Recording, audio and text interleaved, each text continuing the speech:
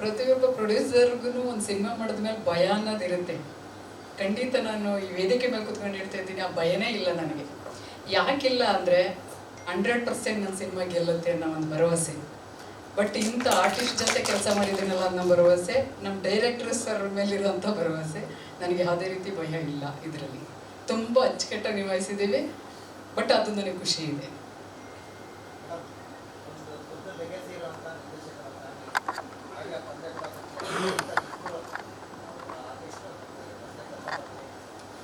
Sir, ನಾನು ಓದ್ಸತಿ ನೀವು ಹೇಳಿದೆ ಅನ್ನಿಸ್ತದೆ. ನನಗೆ ವೇಣು ಸರ್ ಆಗಲಿ, ನಮ್ಮ ಡೈರೆಕ್ಟರ್ ಆಗಲಿ, ನಾವು ಹೆಂಗಿತ್ತು ನಮ್ಮ ಜರ್ನಿ ಅಂದರೆ, ನಮ್ಮ ತಾರಮ್ಮ ಹೇಳಿದ್ರು ಒಂದು ಸ್ವಲ್ಪ. ಬಟ್ ತುಂಬ ಹ್ಯಾಪಿ ಸರ್. ತುಂಬ ಜರ್ನಿಲಿ ನಾನು ಇಂಥವ್ರ ಜೊತೆ ನನ್ನ ಮಗಂಗೂ ನಾನು ಟ್ಯಾಕ್ಸ್ ಹೇಳ್ತೀನಿ. ಯಾಕೆಂದರೆ ಇಂಥವ್ರನ್ನ ಈ ಸಿನಿಮಾ ಕರ್ಕೊಬಂದಲ್ಲ, ಅದು ಹೇಳ್ಕೊಳ್ಳಿಕ್ಕೆ ಸಾಧ್ಯ ಇಲ್ಲ. ಬಟ್ ದೇವರು ನಮಗೆ ಇವ್ರ ಜೊತೆ ಕೆಲಸ ಮಾಡೋಕ್ಕೆ ಅವಕಾಶ ಕೊಟ್ಟಿದ್ದಾನಲ್ಲ, ನಾನು ಹೃದಯಪೂರ್ವಕ ಧನ್ಯವಾದಗಳು ಸರ್ ಅವ್ರಿಗೆ. ಖಂಡಿತ ಇದೆ, ಖಂಡಿತ ಒಂದು ದೊಡ್ಡ ಮಟ್ಟಿಗೆ ಪ್ಲ್ಯಾನ್ ಇದೆ. ಬಟ್ ನಿಮ್ಮೆಲ್ಲರ ಆಶೀರ್ವಾದ, ದೇವರ ಆಶೀರ್ವಾದ, ಅಭಿಮಾನಿಗಳ ಆಶೀರ್ವಾದ ಎಲ್ಲರದು ಇದ್ದರೆ ಖಂಡಿತ ನಾವು ಒಂದು ದೊಡ್ಡ ಪ್ಲ್ಯಾನ್ ಮಾಡ್ತಾ ಇದ್ದೀವಿ.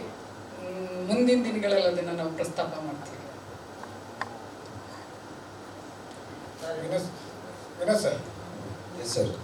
ನನ್ನ ತಾರಮ್ಮನಿಗೆ ನಾನು ಯಾವಾಗಲೂ ಸದಾ ಚಿರಋಣಿಯಾಗಿರ್ತೀನಿ. ಏಕೆಂದರೆ ಅವ್ರ ಯಜಮಾನ್ರಿಗೆ ಚಿರಋಣಿಯಾಗಿರ್ತೆ. ಇವತ್ತು ನನಗೆ ಒಂದು ತಾಯಿ ಸ್ಥಾನದಲ್ಲಿ ನಿಂತ್ಕೊಂಡು ಈ ಮಟ್ಟಿಗೆ ಬಂದು ಆಶೀರ್ವಾದ ಮಾಡಿದ್ದಾರೆ.